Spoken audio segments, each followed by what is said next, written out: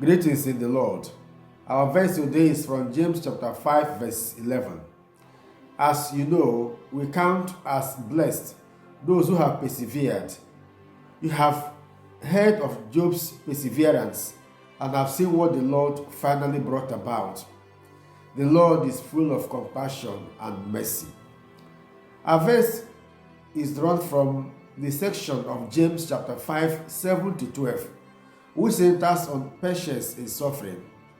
In verse 7, the author gives an example of a farmer who plants his crops and must wait for the land to yield and for the rainfall to help the crops. And in verse 10, he also talks about patience in suffering. The main background of this section of James is the Lord's second coming, which they mistakenly thought would be in their lifetime. James has been talking about patience, and in our verse, he makes a summary that those who have persevered are counted as blessed. That is, those who have faithfully endured suffering are called blessed. The Greek word used here, upomeno, is translated as to endure, to be steadfast, or to persevere. But there's a slight difference. When we talk about endurance, it is somehow passive.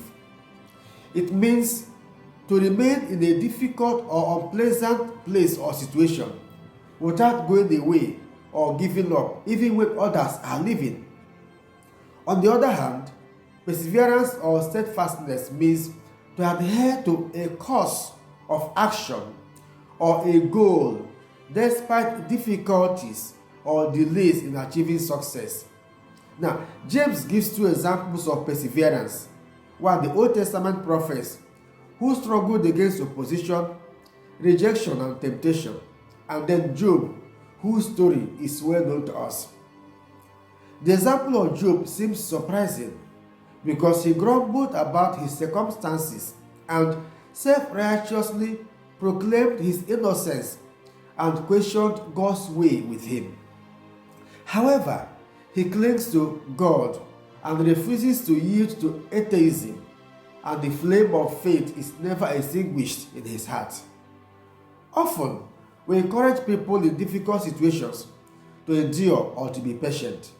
So, what James is proposing to us here is not endurance or patience equated with a passive resignation to a situation, but he recommends active perseverance with heroic faith.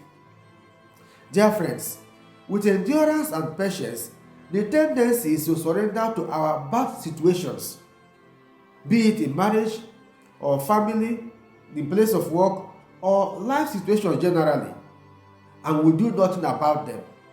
But with perseverance, the prospect is to be resolute in the effort to pull out of a difficult situation without giving up. And this is what James wants us to do in toxic and challenging situations.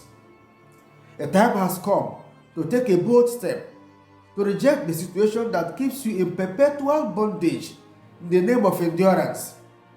A time has come to move from your endurance and transform it to your steadfastness and perseverance. And as James says, those who have persevered are counted as blessed. Job persevered in his faith even when he had multiple reasons to do otherwise. Dear friends, we are invited to embrace the actions of a courageous spirit so that despite our sufferings, hardships, and unanswered doubts, we still hold on to faith and confident trust in God.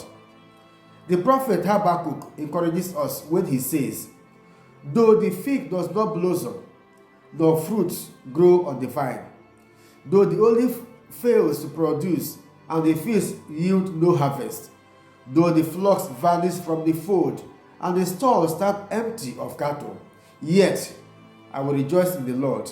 I will take joy in the God of my salvation." Habakkuk 3:17-18.